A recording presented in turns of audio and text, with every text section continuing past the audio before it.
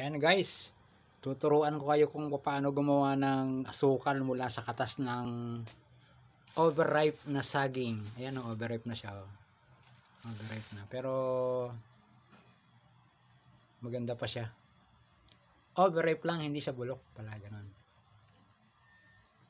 Overripe, hindi siya bulok. Ngayon, kakatasin natin siya. Kukunin natin yung katas niya para gawin natin asukal o di kaya ay molasses. Healthy sugar yon. Gagawa tayo ng healthy sugar mula sa overripe na saging. Ayan na guys, ang bilis. Nakuha na natin yung katas.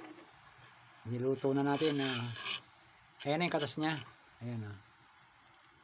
Iluluto natin siya hanggang sa caramelize. Nabubulol pa.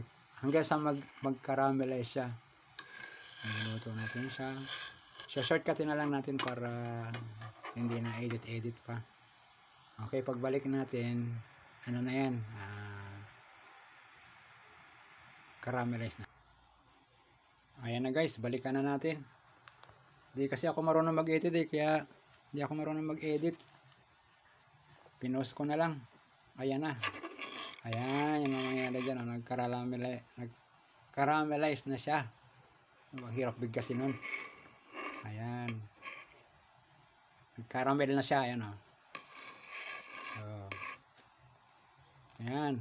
Katas siya ng overripe na saging. Ginawa nating molasses. Healthy sugar. Yun ang napaka-healthy niyan.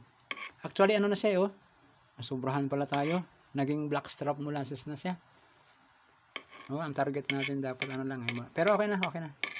Mas healthy naman tong ganito. Blackstrap molasses ang tawag sa kanya pag medyo nasunog na siya na ganyan. Okay.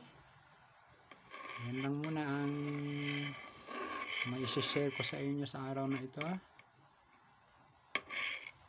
Thank you for watching.